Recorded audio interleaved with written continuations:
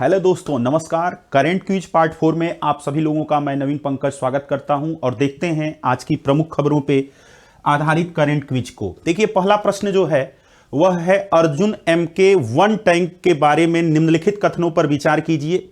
इसके मॉडल का डिजाइन इसरो द्वारा तैयार किया गया है, इसे अमेरिका की मदद से निर्मित किया गया है और आपको बताना है इन कथनों में से कौन सा कथन सही है। केवल एक, केवल दो, एक या दो, न तो एक और न ही दो। ओके, इस प्रश्न का उत्तर ध्यान से अगर आप देखोगे तो यहां पर यह स्वदेशी रूप से क्या किया गया है, निर्मित किया गया है। और अगर यहां पर देखा जाए तो यहां पे क्या चीजें होती हैं, इसकी व्याख्या देखेंगे तो यहां पे आपका ऑप्शन डी क्या होता है, सही होता है। हाल ही में प्रधानमंत्री नरेंद्र मोदी ने सेना को क्या किया है, MK1 टैंक सौंपा है। यह स्वदेशी निर्मित मुख्य युद्धक टैंक है, इसे हंटर किलर भी कहा जाता है। और इसका निर्माण किसके द्वारा किया गया है, यह ध्यान दीजिएगा, DRDO और CVRD के द्वारा।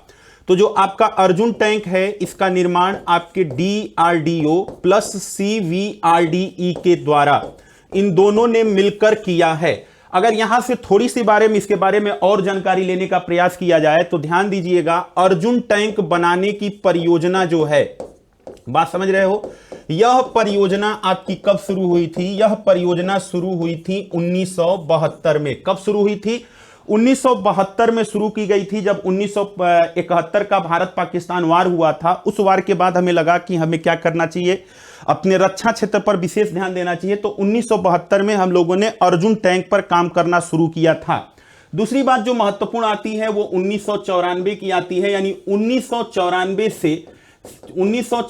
से इस परियोजना पर क्या किया गया, तेजी से काम हुआ। क्या हुआ, इस परियोजना पर तेजी से काम प्रारंभ हुआ, तीव्रता से इस पे कार्य किया गया। कब, 1994 से। 1994 के जब आप आगे चलेंगे तो प्रश्न आपसे कभी यह भी पूछा जा सकता है कि सबसे पहले यह कब कमीशन्ड हुआ था, यानी इसे कब लाया गया था। ध्यान दीजिएगा, तो 2001-2 में यह जो है आपका आ चुका था। बात समझ रहे हो, अर्जुन टैंक को लाया गया था।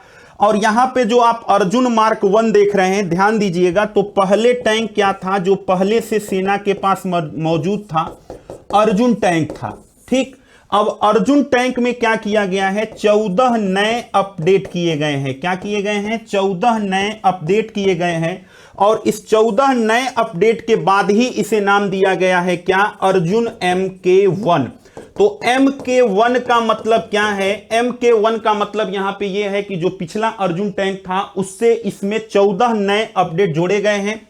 इसके बारे में कुछ खास बातें आपको ग्राफिक के थ्रू दिखाना चाहेंगे, वो ये है। पहली चीज ये आप यहां पर ध्यान से देखने और समझने का प्रयास करेंगे कि यह चीजें जो होती हैं इसको कहा जाता है, यह पावर पैक कहा जा रहा है। इसका नाम क्या है, पावर पैक है। यानी इसमें क्या होगा, इसमें इंजन है, ऑटोमेटिक ट्रांसमिशन है, और उसके बाद देखोगे तो टुगेदर कॉल्ड पावर टैंक। और ये जो है यहां पर यह आयातित है, ध्यान देना, आयातित है।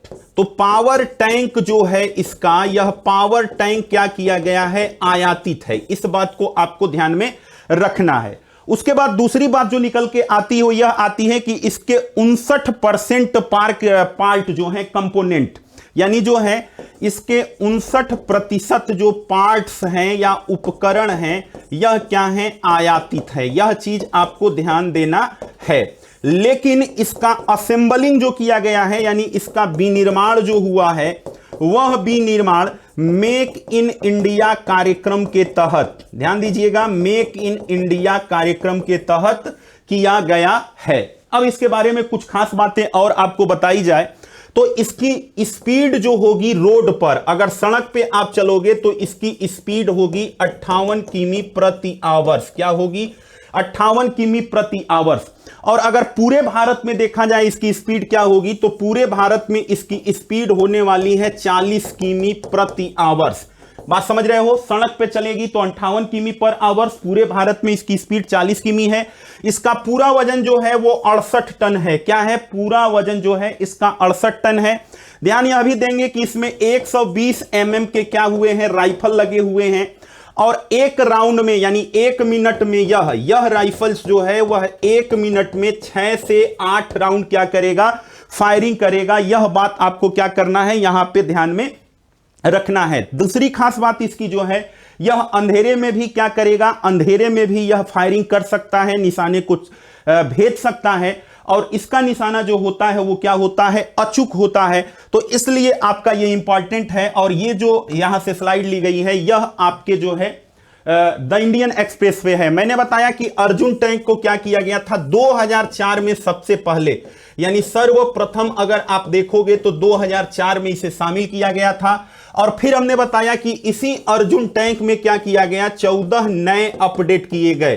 क्या हो गए, 14 नए अपडेट हो गए, और इसी को नाम दे दिया गया क्या, Arjun tank, Arjun tank MK1। Okay, तो सबसे पहले इस परियोजना की शुरुआत कब हुई, 1972 में हुई। 1994 से इसने बेहतर ढंग से कार्य करना शुरू किया। 2004 में क्या होता है, पहला टैंक जो है आपका क्या होता है, तैयार होता है, वो सेना को सुपुर्द किया जाता है, और उसी में क्या किया गया, 14 नए अपग्रेड जोड़े गए।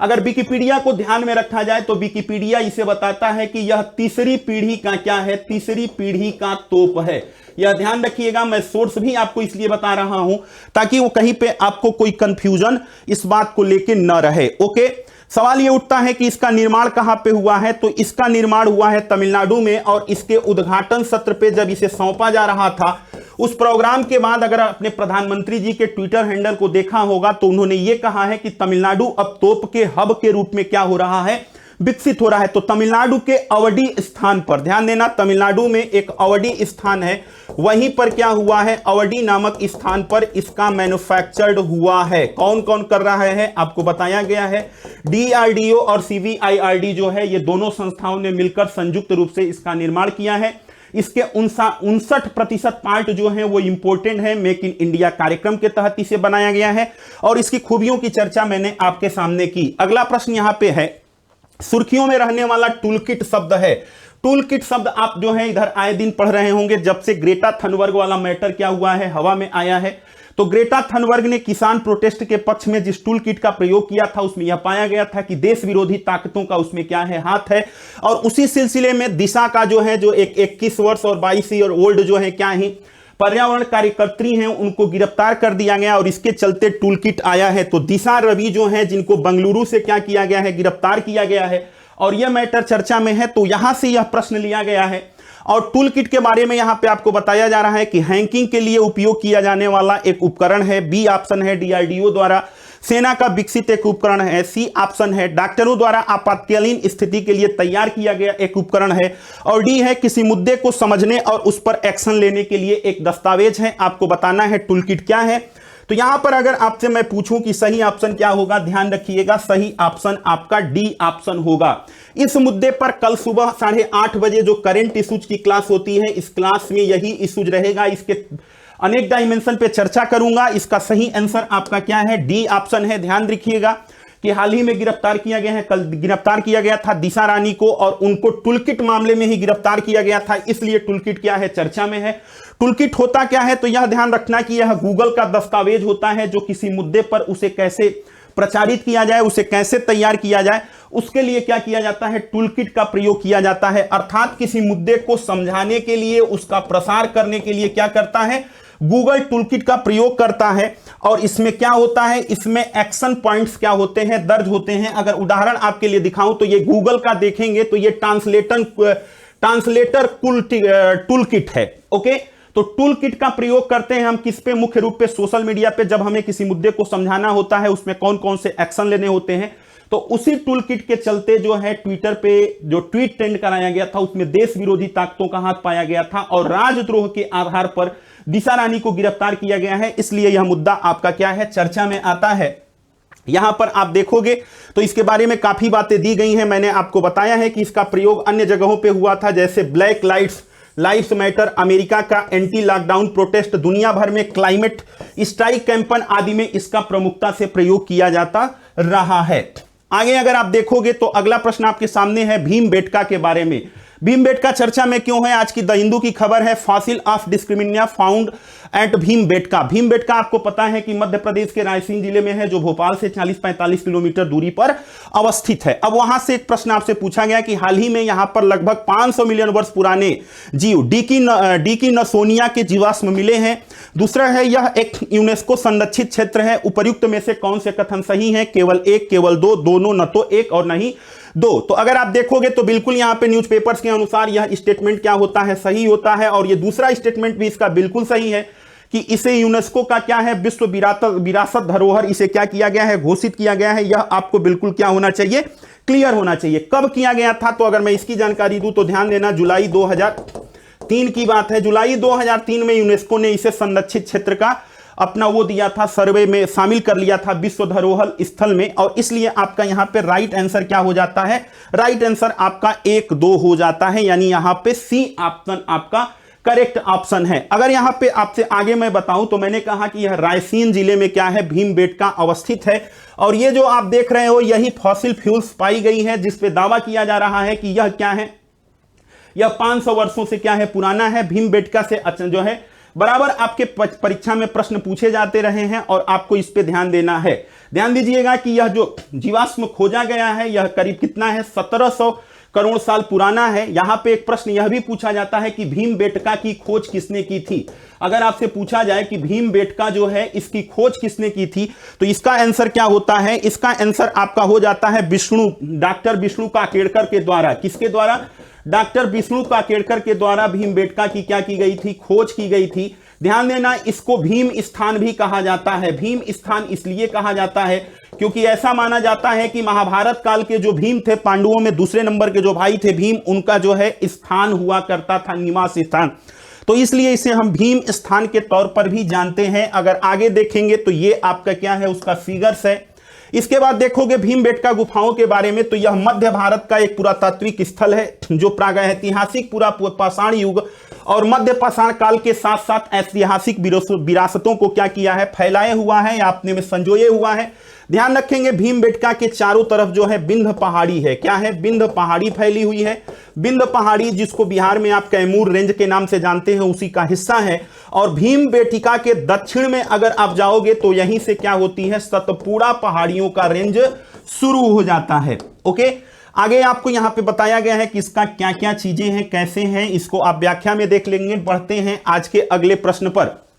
अगला प्रश्न यहां पे काफी महत्वपूर्ण है और वो प्रश्न है किसानों की आय के बारे में निम्नलिखित कथनों पर आपको विचार करना है। पहला स्टेटमेंट है, कृषि आय का वास्तविक मूल्यांकन वर्ष 2015 से नहीं किया गया है। ऑप्शन दूसरा है, कथन दूसरा है, भारत सरकार ने किसानों की आय दोगुनी करने के लिए अशोक दलवाई समिति का गठन किया था। कथन तीसरा है, 2015-16 तक भारत में कृषि परिवारों की औसत मासिक आय 8,931 रुपए थी। इसमें से आपको बताना है कौन सा स्टेटमेंट गलत है। फर्स्ट स्टेटमेंट यहां पर रॉन्ग है क्योंकि वास्तविक मूल्यांकन 2013 में आखिरी बार किया गया था, इसलिए 2015 देना है। फर्स्ट स्टेटमेंट रॉन्ग है। दूसरा स्टेटमेंट बिल्कुल सही है, किसानों की आय को 2022 तक डबल करना है और उसके लिए भारत सरकार की तरफ से अशोक दलवाई समिति का गठन किया गया था। और इसी अशोक दलवाई समिति ने क्या किया था? 7 सूत्रीय रणनीति बताया था। क्या किया था? 7 सूत्रीय रणनीति बताया था। किसके लिए? 7 सूत्रीय रणनीति बताया था किसानों की आय को दोगुना करने के लिए। और केंद्र सरकार जो है इसी रणनीति के ऊपर क्या कर रही है? किसानों की आय को दोगुना करने के लिए इसी रणनीति को फॉलो कर रही है। तो दूसरा ऑप्शन आपका बिल्कुल सही है। 2015-16 में जो सर्वे लाया गया था, 2013 में जो सर्वे किया गया था, उसके आधार पर जो अनुमान लगाया गया तो वहां पर मासिक आय जो निकली थी 8,931 रुपए निकली थी और वार्षिक आय जो माना गया था वह माना गया था कि 97,000 रुपए है। और इसी को यह कहा गया था कि 2022 तक किसानों की आय को बढ़ा के क्या करना है? 2 लाख रुपए करने हैं। अगर इसको मैं बताऊं और इसके पूरा ओपन करूं तो आप यहां पर देखोगे, जब आपके सामने ये डाटा जाएगा तो यहां पर देखोगे कि यहां पर ये बातें लिखी गई हैं और यह बातें चर्चा में इसलिए आ गई हैं क्योंकि हाल ही में क्या किया गया था? हाल ही में संसद में प्रश्न पूछा गया था कि आपने किसे बेस ईयर चुना है। तो ध्यान दीजिएगा, 2015-16 को बेस ईयर के रूप में मानने की बात कही गई है। किसकी तरफ से? सरकार की तरफ से संसद में कि 2015-16 में हमने अनुमान लगाया था कि 97,000 आय है और 2022 तक हम क्या करेंगे? किसानों की आय को आपका 2 लाख कर देंगे। और इसके लिए हम किस पे काम कर रहे हैं? 7 सूत्रीय रणनीति पे काम कर रहे हैं। सरकार ने यहां पर यह भी कहा है कि हम चाहते हैं कि राज्य सरकारें भी इन रणनीतियों को फॉलो करें। अगर राज्य सरकारें इसे फॉलो करेंगी तो हम इस लक्ष्य को आसानी से पा लेंगे। हाल ही में अशोक दलवई ने सरकार को लिखे अपने एक पत्र में यह भी कहा है कि कोविड-19 का जो प्रभाव पड़ा है उस प्रभाव के चलते, ध्यान दीजिएगा, क्या होगा, समिति के प्रमुख के अनुसार महामारी के प्रभाव आय के लक्ष्य तक पहुंचने पर क्या पड़ेगा, गहरा प्रभाव पड़ेगा, यानी नकारात्मक प्रभाव पड़ेगा। यहां पर आपको डाटा दिख रहा होगा और ये देख रहे होंगे ओवरऑल जो डाटा है वो कब का है। तो मैंने आपको बताया कि ये 2013 में जो सर्वे किया गया था, सोर्स यहां पे नाबार्ड का लिया गया है। 8,931 रुपया क्या था, इनकम था, और कंजम्पशन एक्सपेंडिचर यानी उपभोग व्यय जो था वह 7,152 रुपए थे। इसी के अनुमान के आधार पर यह कहा गया है कि जो 2015-16 है, 2015-16 में अनुमानित आय जो थी, ध्यान देना, अनुमानित आय जो थी उसे बताया गया कि 97,000 रुपए थे। ठीक, और इसी 2015-16 को किसानों के लिए क्या माना गया है, दोगुना करने के लिए आधार वर्ष माना गया है। और इसी आधार वर्ष पर कहा गया है कि 2022 तक क्या कर देंगे, किसानों की आय को क्या कर देंगे, 2 लाख कर देंगे। ध्यान देना, इसमें यह दोनों बातें कही गई हैं कि इसमें कृषि और गैर कृषि आय दोनों शामिल होगा, कृषि व गैर कृषि आय दोनों शामिल होगा, अर्थात farm and non farm income दोनों को मिला के। ओके, तो ये बात यहां पर है और ये आपके लिए क्या है, इंपॉर्टेंट है। बढ़ते हैं आज के अगले प्रश्न पर। अगला प्रश्न आपका है इंडलेस वार। पहले इस न्यूज को पढ़ लेते हैं, फिर उसके बाद जो है ये कहां से लिया गया है। तो ध्यान दीजिएगा, इंडलेस वार यानी Saudi Arabia should end the attacked on जो है Houthi and stand still with the Yemen. तो यहां पे आपने देखा होगा कि सऊदी अरबिया जो है यमन के जो हूती विद्रोही हैं उन पे बराबर अटैक करती रही है। अमेरिका में जब सत्ता चेंज हुई तो जो बाइडेन ने कह दिया कि हम आपका साथ नहीं देंगे और आपको वहां पर क्या करना है, आपको वहां पर अपनी नीतियों में बदलाव लाना है, यानी जो आप अटैक कर रहे हैं हूती समुदाय पर उसमें आप बदलाव लाइए। यहां पर आपको यह जानना चाहिए कि जब बराक ओबामा राष्ट्रपति हुआ करते थे अमेरिका के, तब से जो है सऊदी अरब को वो सह देते थे और यह सह जो है ट्रंप के दौरान भी क्या रहा, बना रहा। लेकिन जो बाइडेन के आने के बाद परिस्थितियां क्या हो गई हैं, चेंज हो गई हैं। आज की पूरी खबर उसी पर है और उसी खबर को लेकर यह आपके सामने क्या किया गया है, यह प्रश्न बनाया गया है। जो प्रश्न यह बनता है कि फारस की खाड़ी से कौन कौन से देशों की सीमा लगती है। चूंकि अरब खाड़ी, यह ध्यान रखेंगे कि फारस की खाड़ी को गल्फ ऑफ अरब भी बोला जाता है, यानी अरब की खाड़ी भी बोला जाता है। और यहां से यह प्रश्न आ सकता है कि कौन कौन से देशों की सीमा लगती है। ईरान, इराक, ओमान, यमन, कतर, ईरान, इराक, सऊदी अरब, Syria, Kuwait, UAE, Jordan, Iran, Iraq, Oman. तो अगर आप इसमें देखोगे तो यहां पे आपका पहला नहीं होगा, दूसरा जो है अगर सऊदी अरब देखा जाए तो सीरिया है, यह भी नहीं होगा, यहां जॉर्डन है, यह भी नहीं होगा। अतः हमारा यहां पर ऑप्शन क्या होता है, बी ऑप्शन राइट होता है। यह अरब सागर से लगने वाले देशों की सूची है। आइए आगे देखते हैं, यह आपका क्या है, अरेबियन सागर है। और यहां पर आप देखोगे तो कतर है, यूएई है, ईरान है, ये आपका पूरा क्या है, सऊदी अरब है, ये आपका रेड सी दिख रहा है, इजिप्ट है, सूडान है, इरिट्रिया है। तो यही प्रश्न आपसे क्या किया गया था, पूछा गया था। इस मैप को आप बेहतर ढंग से देख लीजिएगा, फाइनली आपको यहां से क्या होगा, प्रश्न मिलेगा। प्रश्न यह भी पूछा जा सकता है कि इसके जो राजधानी शहर होते हैं, जैसे इजिप्ट की राजधानी है, सूडान है, इरिट्रिया है, या फिर इराक है, ईरान है, इनके राजधानी शहर का या इनके प्रमुख शहरों का पूरब से पश्चिम या नॉर्थ टू साउथ। तो एक चीज आपको यहां पर करना है कि यहां के जो प्रमुख शहर हैं, ध्यान देना, प्रमुख शहरों का नॉर्थ टू साउथ क्रम लगा लेना है आपको और वेस्ट टू ईस्ट क्रम लगा लेना है, क्योंकि एक प्रश्न यहां से जरूर आपको मिलेगा। रेड सी को देख लेना है और इन तमाम चीजों को देखना है। यहां पर आप व्याख्या देखोगे तो यमन की, सीरिया की और जॉर्डन की सीमा फारस की खाड़ी से नहीं लगती है। ध्यान देंगे यहां पे 1980-88 के ईरान इराक युद्ध के दौरान यह खाड़ी लोगों के कौतूहल का विषय बनी रही और जब दोनों पक्षों ने एक दूसरे के तेल के जहाजों पर क्या किया था, आक्रमण किया था। 1991 में खाड़ी का युद्ध हुआ था। फारस की खाड़ी एक बार फिर से उस समय क्या थी, चर्चा में थी और आज पुनः एक बार क्या है, चर्चा में है। अगर आप देखोगे कि फारस की खाड़ी में होता क्या है, तो फारस की खाड़ी में अच्छी मछलियों पकड़ने की जो है क्या है, जगहें हैं, वहां पे प्रवाल भित्तियां हैं, प्रचुर मात्रा में वहां पे मोती मिलता है, यानी सामुद्रिक संसाधनों के लिहाज से क्या है। तो यहां पर आप देखोगे कि सामुद्रिक संसाधनों का महत्व है और उसके बाद यहां पर देखोगे तो जो पेट्रोलियम का आयात निर्यात होता है, पेट्रोलियम का परिवहन होता है, उसके लिए भी ये चीजें क्या होती हैं, महत्वपूर्ण होती हैं। और यहां पे आज की जो प्रमुख क्विज थे 5 क्वेश्चन, वो श्रृंखला यहां पे क्या होती है, समाप्त होती है। उम्मीद करता हूं कि आपको यह श्रृंखला पसंद आई होगी। Thank you all of you. कितना हुआ? सब्सक्राइब करें उत्कर्ष के YouTube चैनल को और लेटेस्ट अपडेट पाने के लिए बेल आइकन को प्रेस करना ना भूलें। प्रतियोगी परीक्षाओं की तैयारी अब घर बैठे उत्कर्ष ऐप के साथ। अब पढ़ो कहीं भी कभी भी।